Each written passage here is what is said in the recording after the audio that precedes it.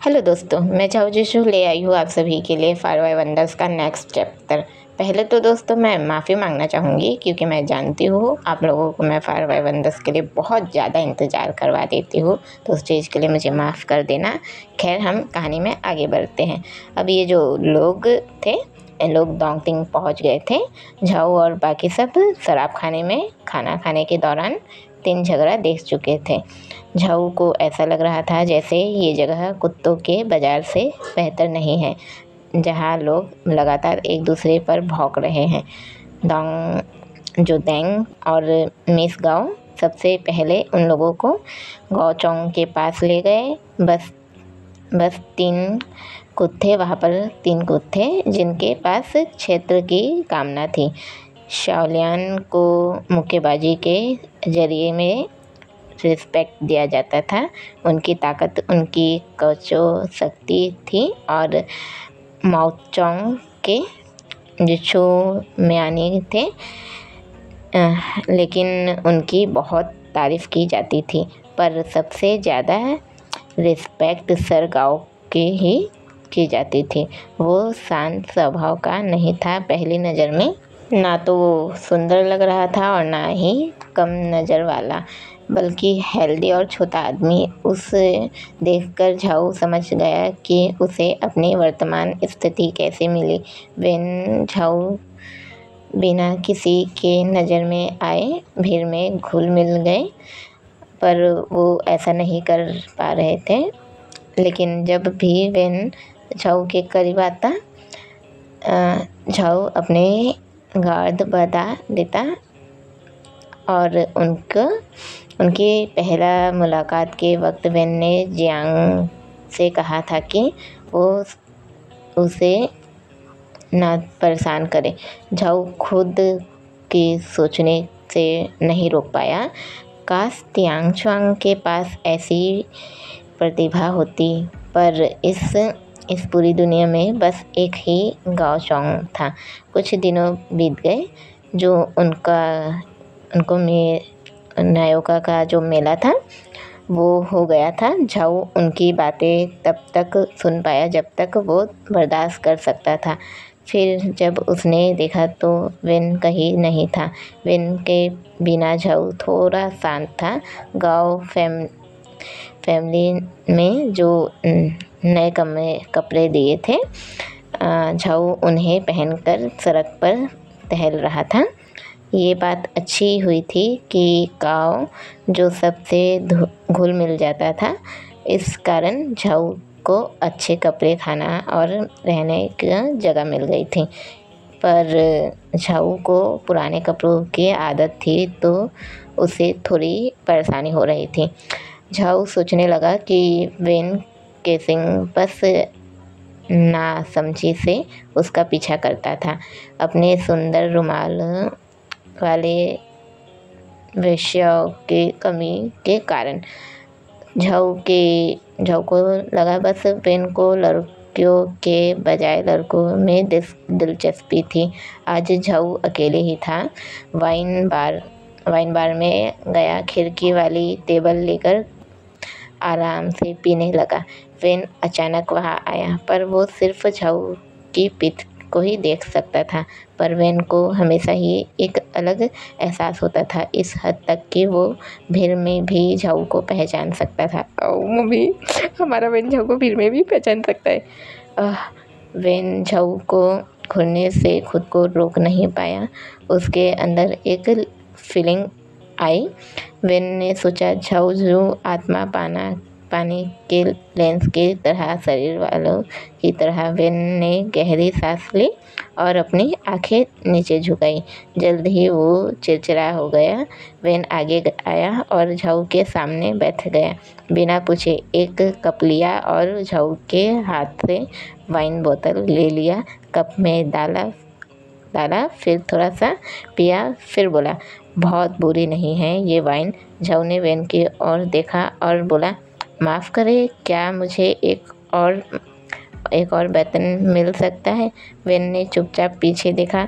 झाऊ ने उसे हल्की मुस्कान दी और ये साबित करने के लिए कि वो कंजूस नहीं है, उसने क्या तुम्हारे पास अभी भी मेरे लिए 3 चांदी लियांग बकाया है?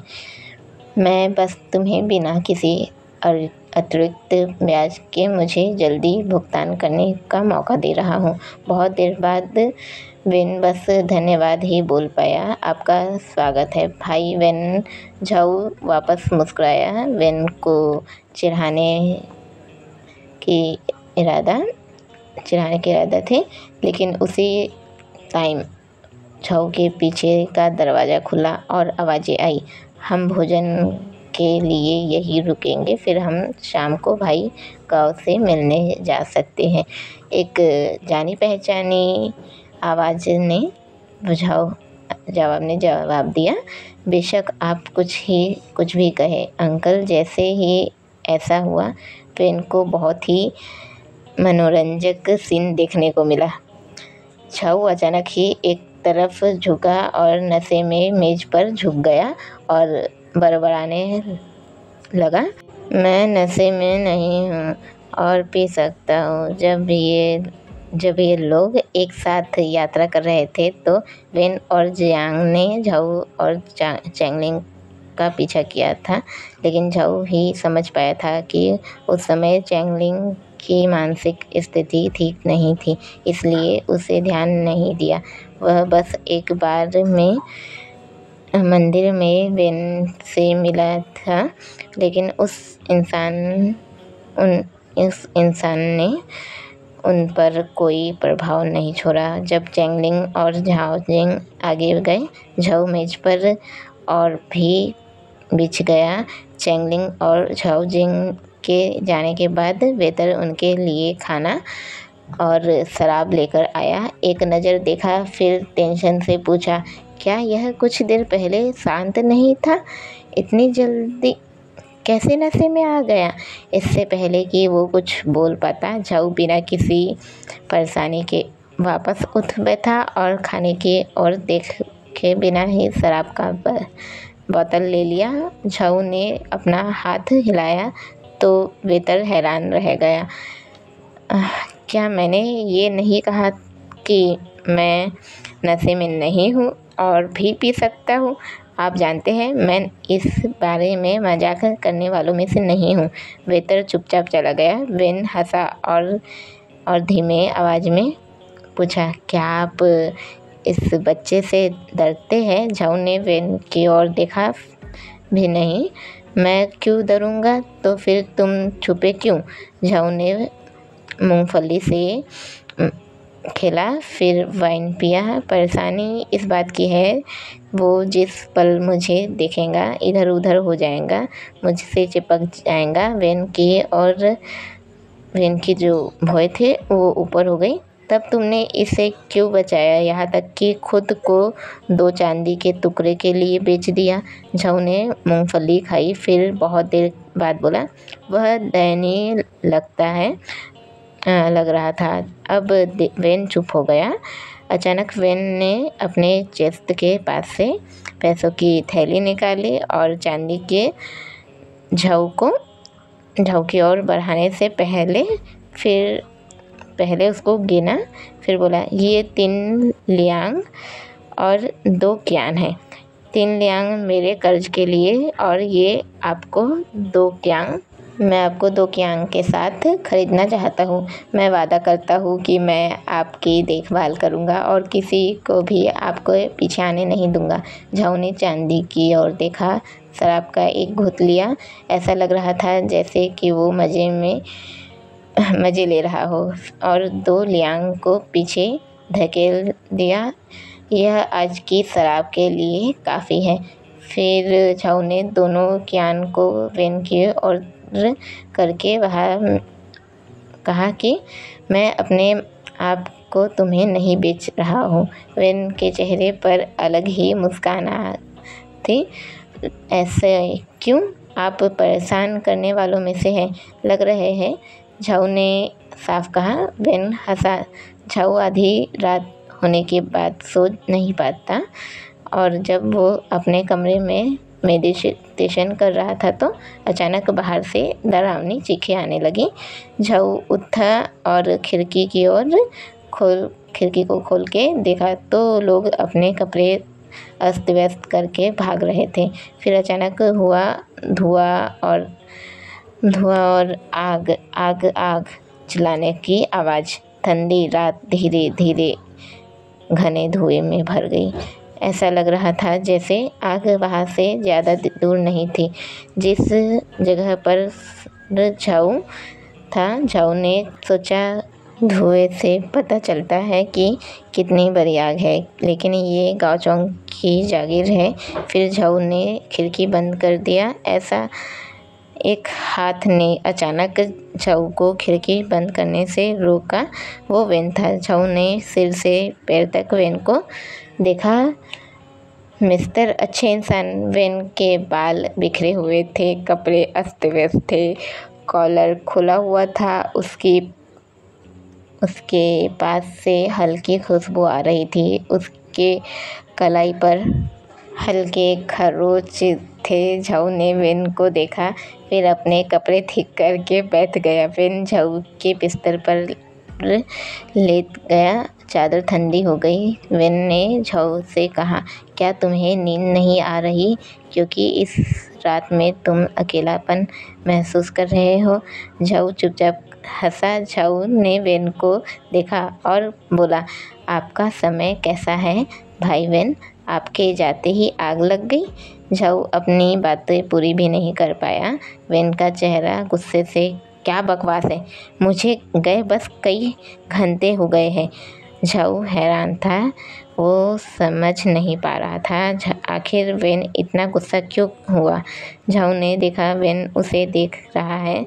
वेन का गुस्सा कम हो रहा था। वेन हल्का मुस्कुराया, क्या आप नीति बदल रहे हैं आसुम? अगर आप अपना भेष हटा दे तो मैं आपको दिखा सकता हूँ असल में ये कितना समय था। लेकिन फिर अपने होठों को साफ किया। ऐसा लग रहा था वेन कुछ याद कर रहा था।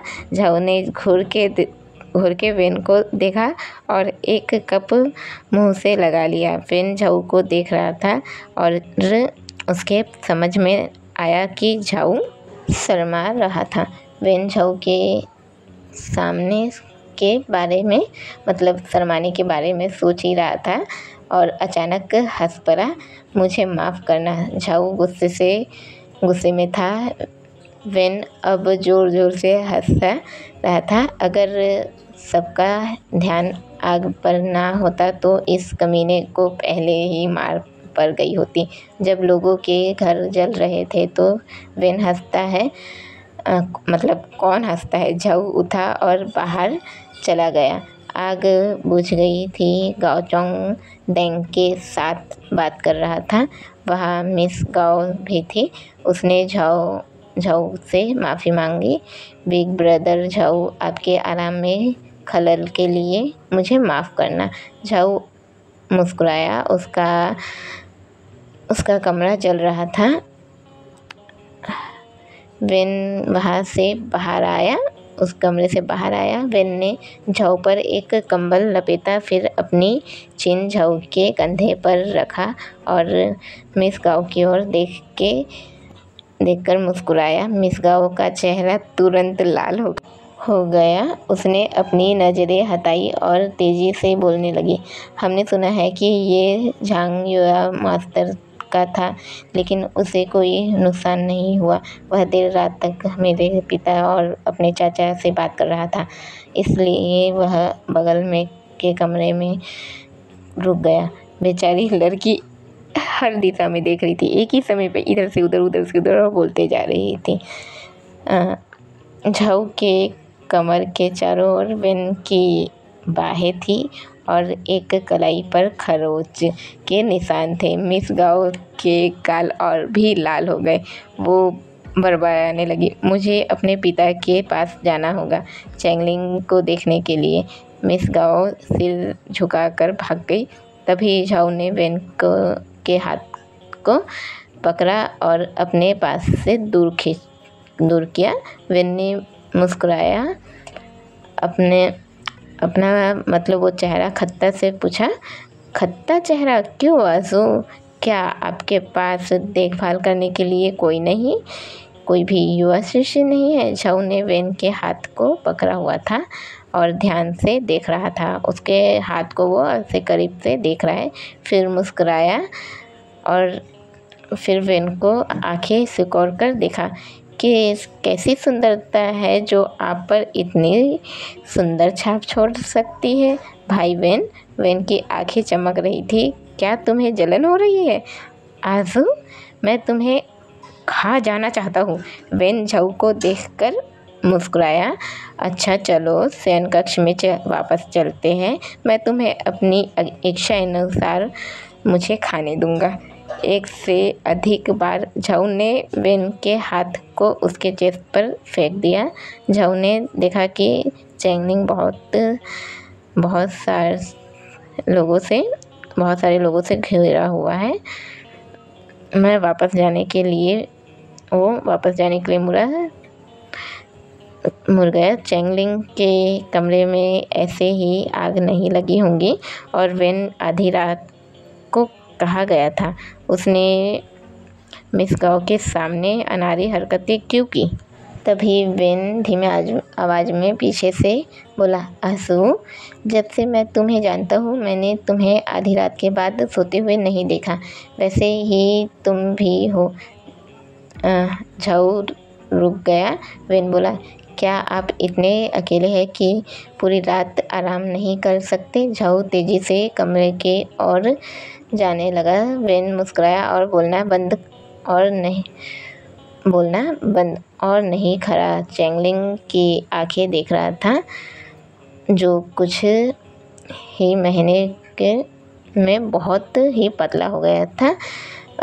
हमारा जो वेन है वो वहीं पर खड़ा हुआ चैंगलिंग को देख रहा था। उसकी आंखें वो हमारा जो चैंगलिंग है वो कुछ ही टाइम में बहुत ही पतला हो गया है।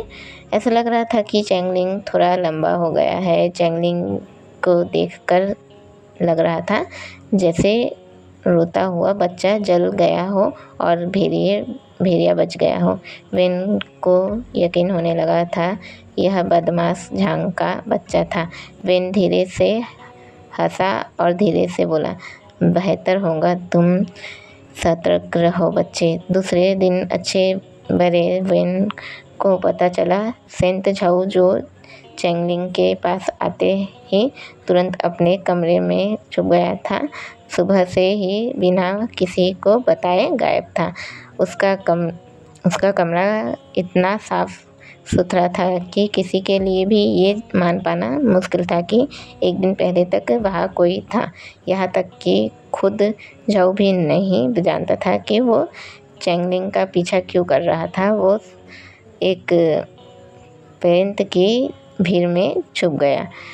हमारा झाऊ वहाँ से वो बस निकल गया है और चैंगलिंग का वो पीछा कर रहा है और लोगों के सामने से निकल गया था। किसी ने भी उस पर ध्यान नहीं दिया। झाऊ चैंगलिंग से थोड़ी ही देर पर था। चैंगलिंग सभी के बीच शांत था। झाऊ चैंगलिंग को देखकर कुछ याद कर रहा था जिसे उसने गुफा में देखा था। लियांग जोशाओ। झाऊ को अपना बचपन हल्का हल्का याद आया। वो लड़का लियांग झाऊ हल्का तो उस बात को याद करने लगा। झाऊ को बड़ा भाई बोलता था। जो लियांग था वो झाऊ को बड़ा भाई बोलता था। लगातार उसे चिपका रहता था और इधर उधर की बातें कर रहता था। उसे खुश रखता था। इससे भी बुरी बातें के उसे खुश रखता था तो ये थी कि उसके लिए कि वो बेवकूफ़ था और धीमा भी। उस समय यंग था। हमारा जो झाऊ था वो उस समय यंग था। बड़ा भाई होने के नाते गुस्सा नहीं कर सकता था, इसलिए वो लियांग पर ताने कस देता था। लेकिन ऐसा लग रहा था कि वो पूरी तरह से बेखबर था और कुछ भी हो जाए दूर नहीं जाएगा। झाऊ उन सभी बातों को याद कर रहा था जो उसके और लियांग के बीच हुआ था। अभी के लिए इतना ही। मैं जानती हूँ एक तो मैं इतने टाइम के बाद लाई हूँ, ऊपर से मैं इतनी ज़्यादा अति हूँ, तो माफ़ करना दोस्तों, प्लीज़ इस बार माफ़ कर देना। नेक्स्ट टाइम मैं अच्छे से बोलने की ट्राई करूँगी। मैं उम्मीद करती हूँ आप लोगों को पार्ट पसंद आया हो तो प्लीज़ लाइक कमेंट शेयर कर देना। अभी के लिए जय विंझ वॉल्स।